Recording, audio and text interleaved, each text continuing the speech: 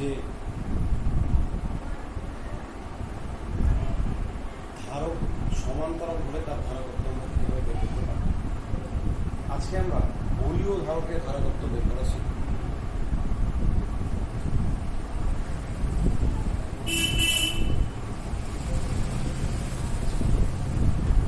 এটা হলো দুটো গোলক, এটা ভিতরের গোলক, এটা বাইরের গোলক।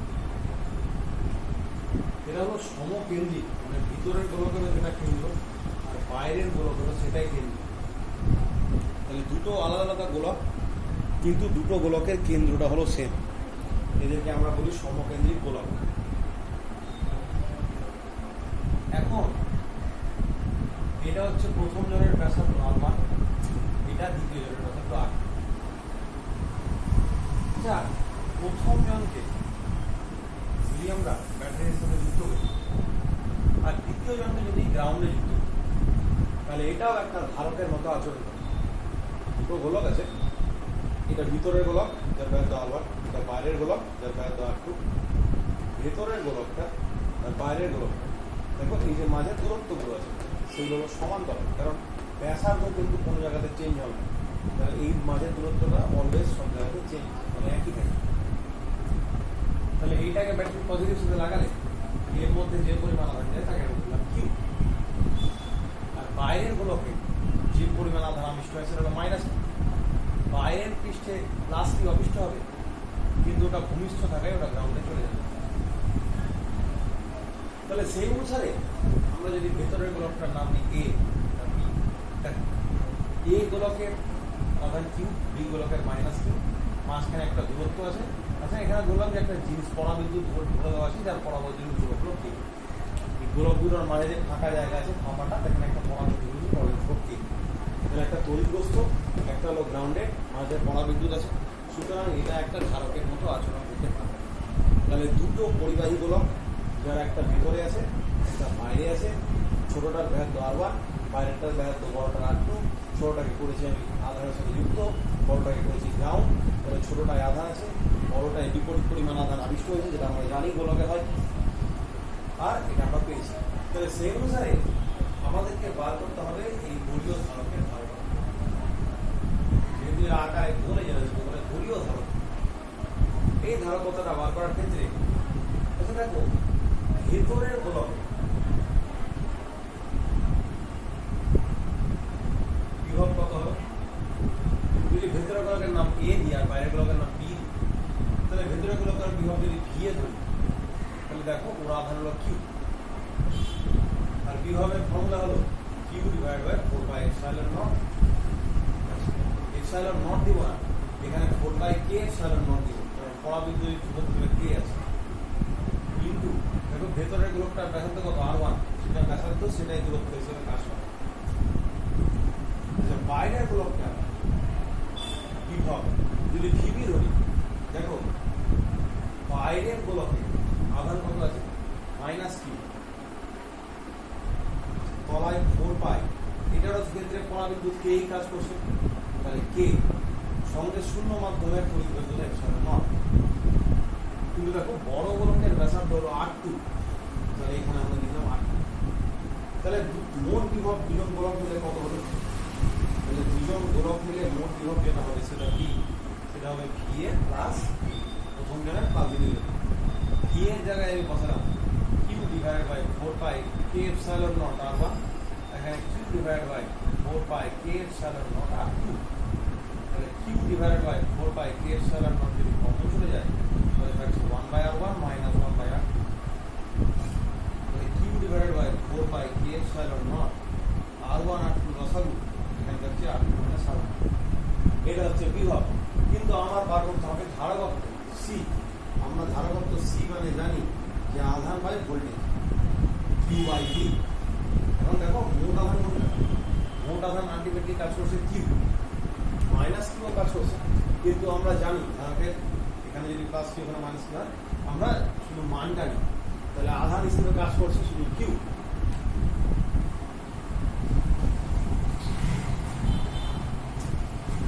আর ভোল্টেজের ভি, কিন্তু ভি এর জায়গায় আমরা এটা মান পেয়ে গেলাম। তাহলে q divided by 4π epsilon naught, আর এখানে R2 minus R1, R1 R2 ছিল, এটা উপরে চলে যায়, কিউ কিউ কেটে গেল, এইটা আর এটা নিচে ছিল উপরে চলে গেল, তাহলে C is equal to 4 pi epsilon naught R1 R2 divided by R2 minus R1। এইটা হলো একটা গোলীয় ধারকের ধারকত্ব তখন যখন ভেতরের গোলকটা আছে তড়িৎগ্রস্ত আর বাইরের গোলকটা আছে গ্রাউন্ডেড। এবার আমরা বিপরীত কেসটা করব। বিপরীত কেস মানে উল্টো, অর্থাৎ এইবার আমরা ভেতরেরটাকে করে দেবো গ্রাউন্ড আর বাইরেরটা করে দেবো তড়িৎগ্রস্ত। তাহলে কি হয় সেটা দেখব।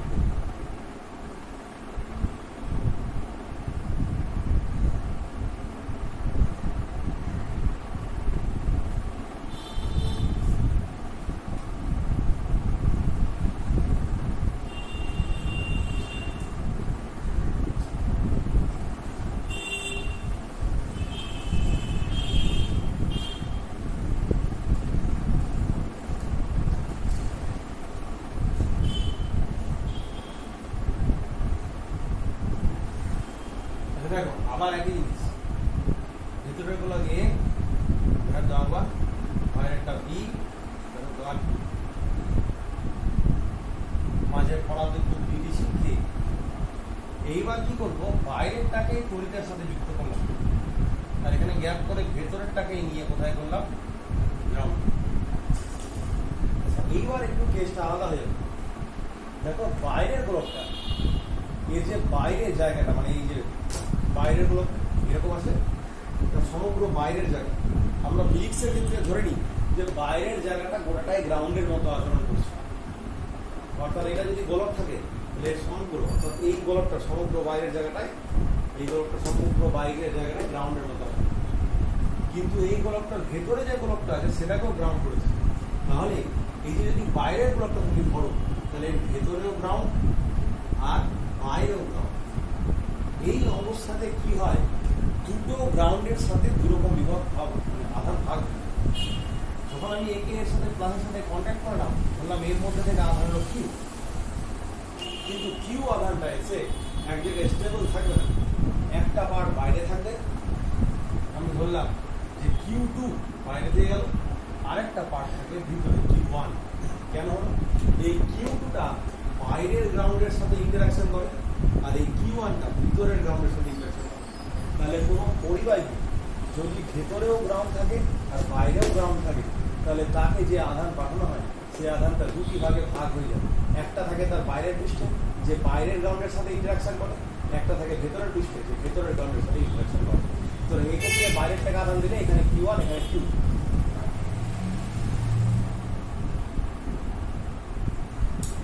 এখন এখানে যদি Q1 থাকে তাহলে এটার ভিতরে মাইনাস Q1 আনতে হবে, এই ভিতরে আবার প্লাস Q1 আনতে হবে, কিন্তু প্লাস Q1টা ভেতরে গ্রাউন্ডের সাথে লাগানো আছে ওই জন্য প্লাস Q1টা চলে যাবে।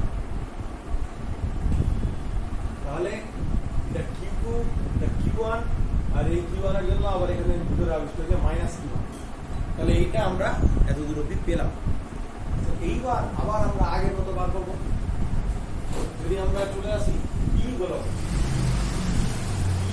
আগে এ ওয়ার্ড করতে হবে, তাহলে আমরা যদি এ গোলকের বিভব পাবো, তাহলে এ গোলকের বিভব নিজের আধান আছে মাইনাস Q1 তার জন্য হবে, আর বাইরেরটার আধান আছে দেখো এটা Q1 আছে এটা Q2 আছে। বাইরেরটার আধানটা দুটো পৃষ্ঠে দুভাবে ভাগ হয়ে গেছে আলাদা ব্যাপার, কিন্তু মোট আধান তো Q আছে, মোট আধান Q মানে Q1 প্লাস Q। তাহলে আমরা যখন আলোচনা করব তখন আমরা কি দেখব, আমরা দেখব যে কার আধানটা বেটার ভাবে কাজ করছে। এখানে মোট আধান হিসাবে কিউই কাজ করছে, তাহলে সে অনুসারে আমরা কিউটাকে ব্যবহার করব। তাহলে এই গোলকের যদি বিভব হয় তাহলে এই গোলকের বিভব নিয়ে আলোচনা করতে গেলে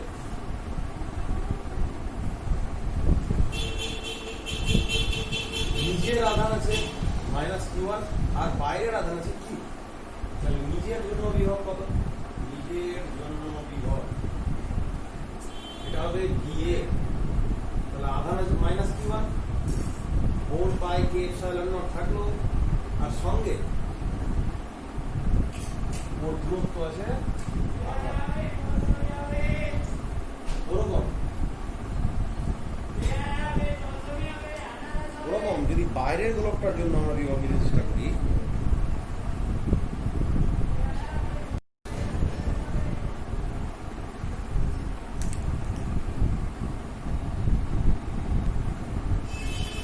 বাইরের গোলকটার যদি ওরকম ভাবে আমরা নেওয়ার চেষ্টা করি, তাহলে আমরা কি দেখতে পাবো সেটা দেখি। তাহলে বাইরের জন্য বিভব ভিবি, অর্থাৎ এইটার জন্য অনুকূল বিভব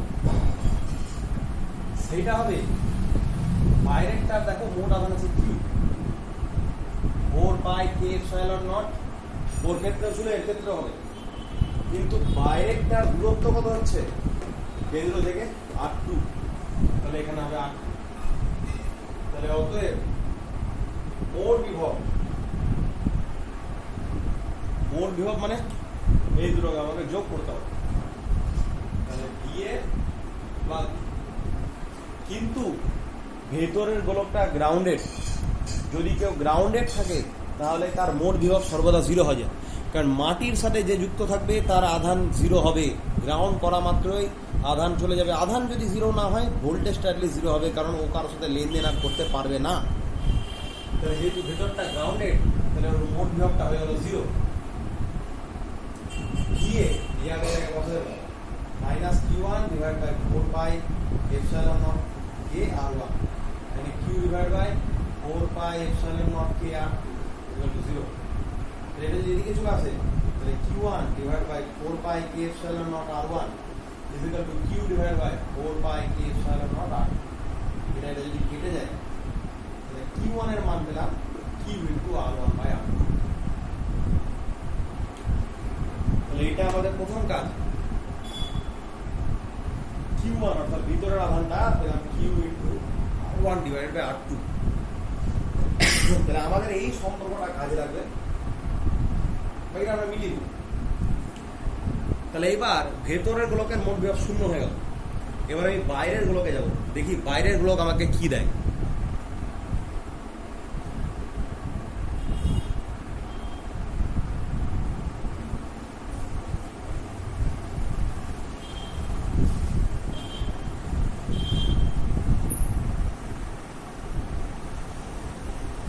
বাইরের গোলকের যে বিভবটা তৈরি হবে সেটা নিজের কিউ আধান, আর ভেতরের গোলকের মাইনাস কিউ আধান। তাহলে নিজের জন্য সেটা বাইরের গোলক আগে লিখি, বাইরের গোলক নিজের জন্য বিভব। দেখো নিজের আধান আছে কিউ, দূরত্ব আছে R2, বড় হাতের কিউ 4 পাই কে এপসাইলন নট, সবার ক্ষেত্রে থাকে। আর বাইরের জন্য বিভব, এটা হবে ভেতরের জন্য বিভব, ভেতরটার আধার মাইনাস Q1, ভেতরটার দূরত্ব R1, কিন্তু কথা হলো এবার ভেতরটার জন্য আমরা বাইরে বার করবো, তাহলে এই মাইনাস Q1 থেকেও বাইরের দূরত্বটা R2 হয়। যদি নিজের বার করতো তাহলে R1 হতো, কিন্তু বাইরেরটার উপরে এফেক্ট দিচ্ছে, তাহলে বাইরেরটার উপর এফেক্ট দেওয়ার জন্য আমার এখানে যে দূরত্বটা সেটা R2 ইউজ করতে হবে। তাহলে সেটার মান হবে minus Q1 divide by 4 pi epsilon naught R2। Q1 এর মান আমরা এখানে পেয়ে গেলাম, বসিয়ে দিই, তাহলে মাইনাস 1 বাই 4 পাই কে এপসাইলন নট। তাহলে Q1 এর জায়গায় Q বসালো, উপরে R1 হলো, তলায় R2 ছিল, আর এখানে একটা R2 আছে, তাহলে এই R2 গুণ হয়ে R2 এর স্কয়ার। তাহলে এবার বাইরের গোলকের মোট বিভব বার করব।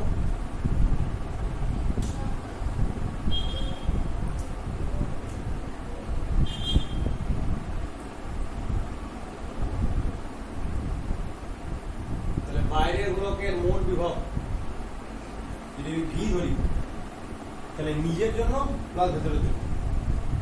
নিজের জন্য কত আছে কিউ ডিভাইড বাই 4 কে এপসাইলন নট আর 2, আর বাইরের জন্য হচ্ছে ভেতরটার জন্য হচ্ছে 1/4 কে এপসাইলন নট, উপরে কিউ দিলাম r1 বাই r2 স্কয়ার। তাহলে কিউ ডিভাইড বাই 4 কে এপসাইলন নট কমন চলে গেল, 1 মাইনাস r1, এখানে 1 বাই r2 স্কয়ার। তাহলে কিউ ডিভাইড বাই 4 কে epsilon naught r2 minus r1 divide by r2 square. তাহলে এইটা হলো মোট বিভব। কিন্তু আমরা বিভবেও সন্তুষ্ট থাকবো না, আমাদের বার করতে হবে ধারকত্ব। তাহলে মোট বিভব পেলাম এটা, মোট আধান আছে কিউ, আধানকে যদি আমরা বিভব দিয়ে ভাগ করে দিতে পারি তাহলে আমরা ধারকত্ব পেয়ে যাব। তাহলে মোট ধারকত্ব সি ইকুয়াল টু কত হবে, আধান বাই ভোল্টেজ। আধানের জায়গায় কিউ ডিভাইড বাই শুধু কিউ, আর ভোল্টেজের জায়গায় এই মানটা কিউ ডিভাইডেড বাই 4 কে epsilon naught r2 minus r1 divide by r2 square. Q q কেটে গেল, তাহলে 4 কে epsilon naught r2 square divide by r2 minus r1, r2 স্কয়ারটা উপরে গেল এটা। তাহলে এইটা হলো যখন ভেতরের গোলকটা গ্রাউন্ডেড থাকবে আর বাইরের গোলকটা তড়িৎগ্রস্ত থাকবে। তাহলে আমরা গোলীয় ধারকের দুটো কেস পড়লাম, যখন আমার ভেতরটা গ্রাউন্ডেড বাইরেটা তড়িৎগ্রস্ত, আর আগেরটা পড়লাম বাইরেটা গ্রাউন্ডেড ভেতরটা তড়িৎগ্রস্ত। দুটো কেসই ইম্পর্টেন্ট, আমাদের জেনে রাখতে হবে।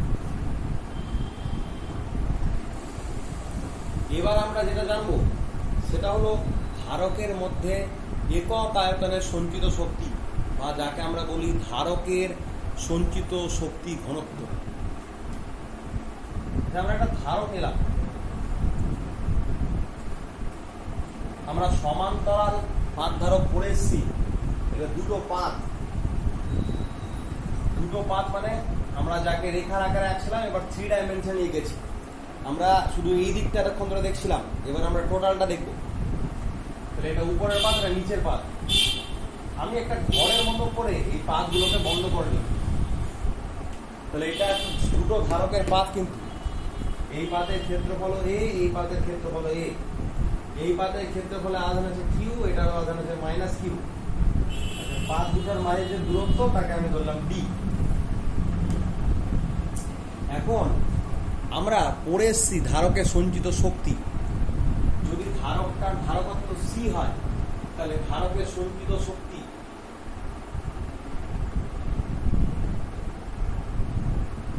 ইউ ইজ ইকুয়াল টু হয় হাফ সিভি স্কয়ার। তাহলে কোন ধারকের যদি ধারকত্ব সি হয়, ভোল্টেজ যদি ভি হয়, তাহলে সঞ্চিত শক্তি হবে হাফ সিভি স্কয়ার। আচ্ছা, এখানে আমি ধরলাম যে ভিতরে বায়ু আছে, তাহলে পরাবৈদ্যুতিক ধ্রুবকের মান 1। ধারকের পাত দুটোর ভেতরে বায়ু আছে, তাহলে পরাবৈদ্যুতিক ধ্রুবক 1। তাহলে সেই অনুসারে ধারকত্বের মান আমরা যেটা পাই কে epsilon naught A by d. তো বায়ু যদি থাকে তাহলে ধারকত্ব আমরা লিখতে পারি epsilon naught A by d. A হলো ক্ষেত্রফল, ডি হলো দূরত্ব, এপসাইলন নট হলো শূন্য মাধ্যমের তড়িৎ ভেদ্যতা। এবার আমরা জানি যে এই দুটো পাতের মধ্যে আবার তড়িৎ প্রাবল্যও কাজ করে।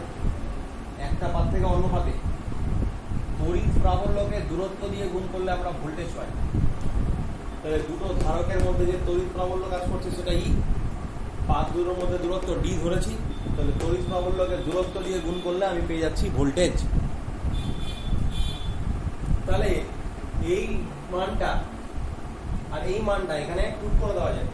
তাহলে ইউ হাফ সি এর জায়গায় এটা বসিয়ে দিব epsilon naught A by D, আর ই ভি এর জায়গায় এটা, তাহলে ভি এর স্কয়ার, তাহলে ই এর স্কয়ার ডি এর স্কয়ার, তাহলে E square into d square.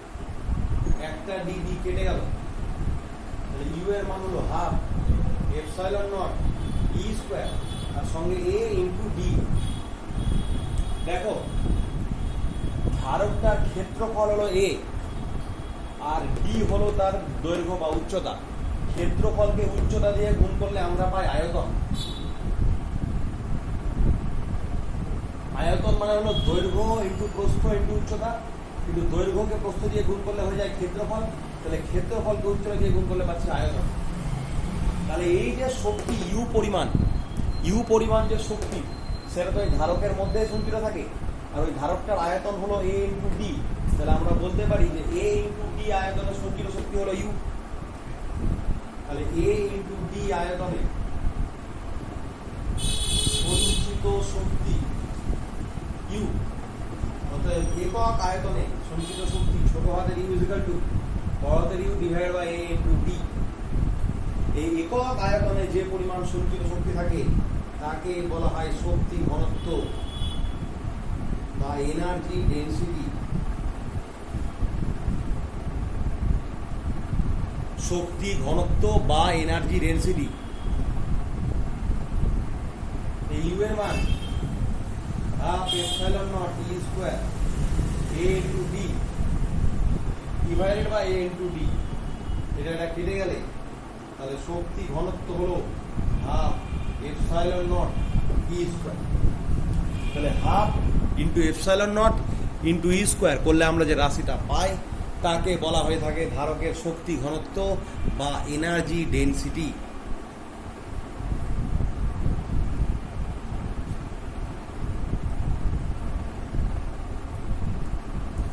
এবার এর একক আর মাত্রা যদি বার করি তাহলে দেখো এইটা হলো শক্তি আর এটা হলো আয়তন।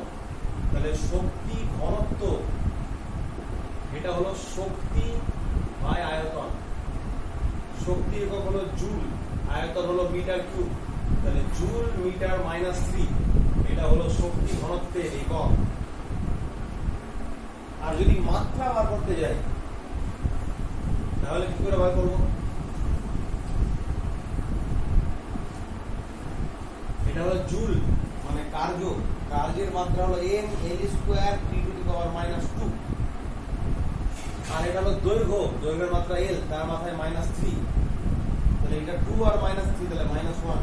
তাহলে m l -1 t -2 এইটা হলো শক্তি ঘনত্বের মাত্রা।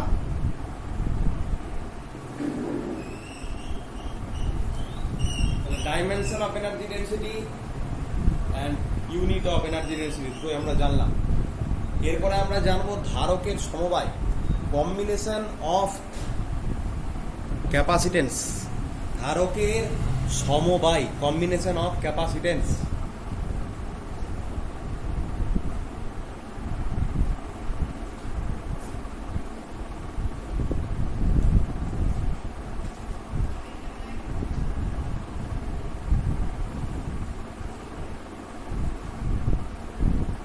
সমবায় তো আমরা অনেকদিন ধরে জানি দুটো হয়, একটা শ্রেণী সমবায় আর একটা সমান্তরাল সমবায়।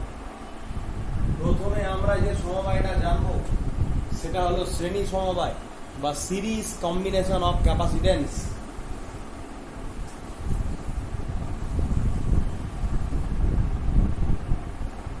শ্রেণী সমবায় কি করে হয় দেখি। একটা ধারক, দুটো ধারক, তিনটে ধারক এরকম চলতে থাকবে। যদি ধারকগুলো একই লাইনে যুক্ত থাকে, একই রেখায় যুক্ত থাকে পরপর, তাহলে তাদেরকে আমরা বলি শ্রেণী সমবায়।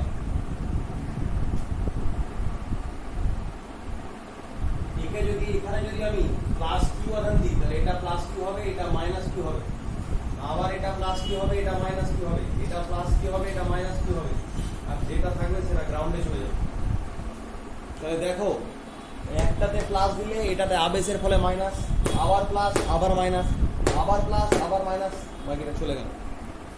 তাহলে যদি আমি একসাথে 10টা লাগিয়ে দিই, 100টা লাগিয়ে দিই, 1000টা লাগিয়ে দিই, সবটাতেই plus q minus q, plus q minus q এভাবে চলতে থাকবে। এটা হলো ধারকের সমবায়ের মেন বৈশিষ্ট্য, বিশেষ করে শ্রেণীতে। এবার বললাম যে প্রথম ধারকের ধারকত্ব C1, দ্বিতীয়টা C2, তৃতীয়টা C3। তাহলে দেখো প্রত্যেকটা যে ধারক আছে ধারকত্ব কিন্তু আলাদা, কিন্তু আধান কিন্তু সবার সেম। তাহলে শ্রেণী সমবায়ে আধান কিন্তু সবার সেম থাকে, অপরিবর্তিত। আমরা জানি Q is equal to CV, তাহলে V is equal to Q by C। তাহলে দেখো প্রত্যেকটা ধারকের আধান একই থাকলেও ধারকত্বগুলো আলাদা আছে। তাহলে ধারকত্ব আলাদা থাকলে বিভবও আলাদা হবে। তাহলে প্রথমটার বিভব যদি V1 হয় তাহলে এটা হবে Q/C1, Q/C1। দ্বিতীয়টার যদি V2 হয় তাহলে এটা হবে Q/C2, আর তৃতীয়টার যদি V3 হয় তাহলে সেটা হবে Q/C3। তাহলে প্রথম জনের V1, দ্বিতীয় জনের V2, তৃতীয় জনের V3, তাহলে তিনজনের মিলে মোট বিভব কত হচ্ছে? V1 plus V2 plus V3, এটাকে আমরা V বলবো। তাহলে Q/C1, Q/C2, Q/C3। তাহলে V Q কমন চলে গেলে 1/C1, 1/C2, 1/C3। এটাকে আমরা 1 নম্বর সমীকরণ নাম দিয়ে রাখলাম। কিন্তু আমরা বার করতে চাই তুল্য ধারকত্ব, ইকুইভ্যালেন্ট। তুল্য শব্দের অর্থ হলো ওরা সবাই মিলে যা করবে আমি একা তা করব। Equivalence meaning is the work done by all of them I can do the same work lonely or prominently. This is the definition of equivalence, সমতুল্যতা, সম উপযোগিতা। তাহলে সেই অনুসারে আমরা তিনটা ধারকের বদলে এখানে একটাই ধারক নিলাম বড় দেখে, যে ধারকের ধারকত্বটা হলো সি। এরা তিনজন মিলে মোট আধান নিয়ে যাচ্ছিল কিউ, এই ধারকটা একাই নিয়ে যাবে কত? কিউ।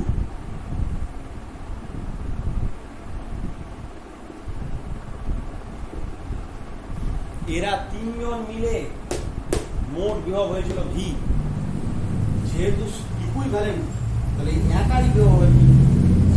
ইকুইভ্যালেন্টে নিতে হলো ওরা সবাই মিলে যা করলো ভি বিভব, আমি একা থেকে ভি বিভব নিয়ে করে দিলাম। ওরা সবাই মিলে কিউ আধান নিয়ে গেছিল, আমি একা থেকে কিউ আধান নিয়ে চলে গেলাম। তাহলে সেই অনুসারে এটার ক্ষেত্রে আমরা জানি q is equal to CV আর V is equal to q by C. এটাকে 2 নম্বর। তাহলে 1 নম্বরেও বাম পক্ষে ভি ওরা সবাই মিলে করছিল, 2 নম্বরেও বাম পক্ষে ভি একাই করছে। তাহলে উভয় বিভব সমান। তাহলে 1 ইজ ইকুয়াল টু 2 করে বাম পক্ষগুলো যদি ইকুয়াল হয় তাহলে ডান পক্ষগুলো ইকুয়াল হবে। তাহলে Q/C is equal to Q into 1/C1 plus 1/C2 plus 1/C3। Q যদি কেটে যায় তাহলে এখান থেকে আমরা পাই 1/C is equal to 1/C1, 1/C2, 1/C3। যদি চলতেই থাকে n সংখ্যক ধারক যদি লাগায়, n এর মান 10 হতে পারে, 100 হতে পারে, যা ইচ্ছা তাই হতে পারে, তাহলে এরকম করে চলতে থাকবে 1/Cn অবধি। তাহলে এইটা হলো শ্রেণী সমবায়ে কতকগুলি যদি ধারককে আমরা লাগিয়ে দিই তাহলে তাদের তুল্য ধারকত্ব নির্ণয় করার পদ্ধতি।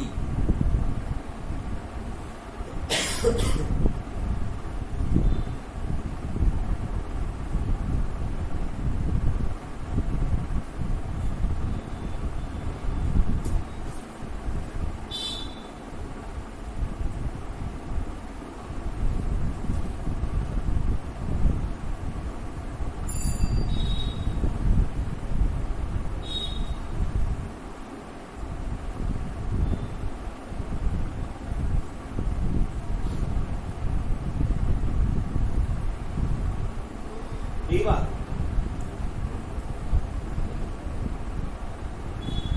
সমান্তরাল সমবায়, সমান্তরাল সমবায় আমরা রোধ করে এসেছি ক্লাস 10 থেকে। এইবার যে ধারকগুলোকে লাগাবো সমান্তরালে প্রান্তের ভোল্টেজ সেম থাকে।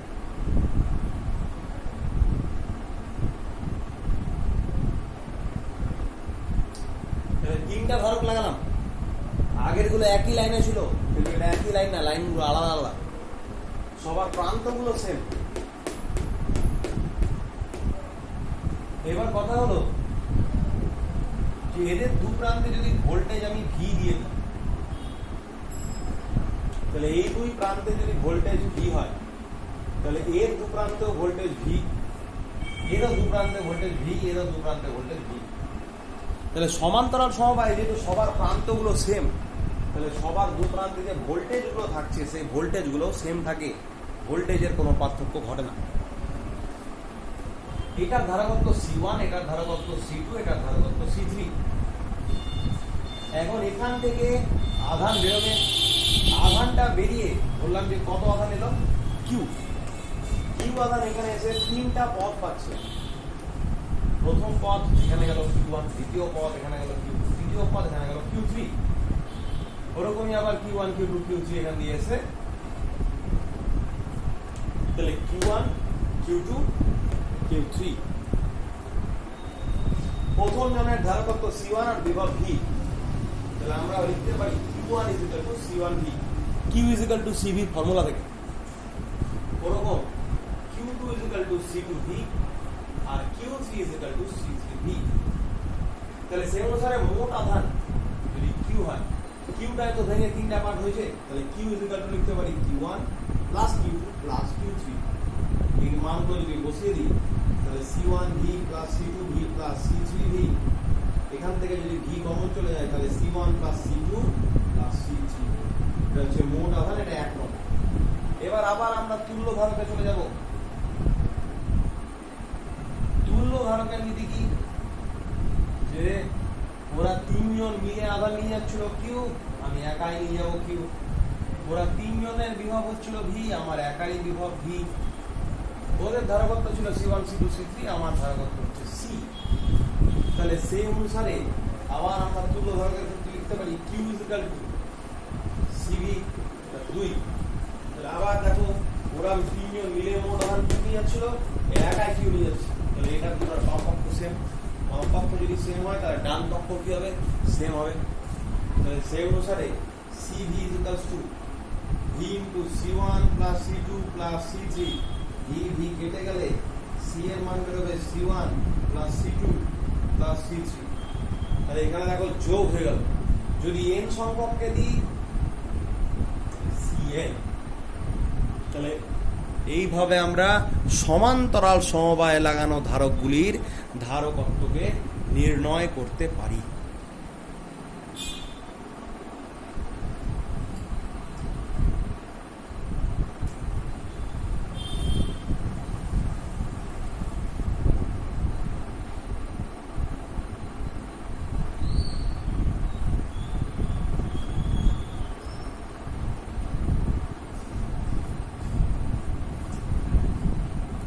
এরপরে যেটা জানবো সেটা হলো কয়েকটি বিশেষ প্রকারের ধারক। এগুলো খুবই সোজা জিনিস। বলছে যে কিছু রড লাগানো আছে,